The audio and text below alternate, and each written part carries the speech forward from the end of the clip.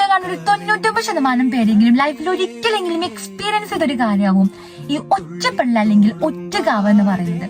ഞാനൊക്കെ ആദ്യം ഈ ഒറ്റപ്പെടലിനെയും ഒറ്റക്കാവിനെയും കുറിച്ചൊക്കെ ചിന്തിച്ചിരുന്നത് നമ്മൾ എപ്പോഴെങ്കിലും റൂമിൽ ഒറ്റയ്ക്ക് ഇരിക്കുമ്പോഴോ അല്ലെങ്കിൽ വേറെ എവിടെയെങ്കിലും ഒറ്റയ്ക്ക് ഇരിക്കുമ്പോഴാവും നമുക്ക് മേ ബി ഇങ്ങനൊരു ഫീലിംഗ് ഇങ്ങനൊരു സംഭവം നമുക്ക് ഹേർട്ട് ചെയ്ത് തുടങ്ങുക എന്നാണ്.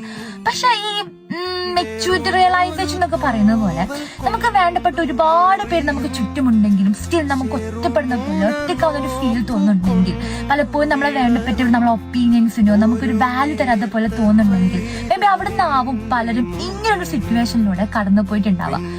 ഇന്ത്യൻ ലൈഫിനെ സംബന്ധിച്ച് നോക്കുകയാണെങ്കിൽ ഇന്ത്യൻ ലൈഫിൽ ഒരുപാട് മാറ്റം ഏറ്റൊരു സംഭവമാണ് അക്സെപ്റ്റ് ദ റിയാലിറ്റി എന്ന് പറയുന്നത്. നിങ്ങൾ ഒറ്റക്കാണെന്നുണ്ടെങ്കിൽ അക്സെപ്റ്റ് ചെയ്യണോ, അതെ ഞാൻ ഒറ്റക്കാണ്. നിങ്ങൾ ജീവിതത്തിൽ നിന്ന് ഒരുപാട് വേണ്ടപ്പെട്ടവർ നഷ്ടപ്പെട്ടിട്ടുണ്ടെങ്കിൽ അക്സെപ്റ്റ് ചെയ്യേ, അവർക്ക് പോയി. അല്ലെങ്കിൽ നിങ്ങൾ ഒരുപാട് പേര് പിറകുന്ന കുത്തുന്നുണ്ടെങ്കിൽ അക്സെപ്റ്റ് ചെയ്യേ, അവർക്ക് അങ്ങനെയാണ്.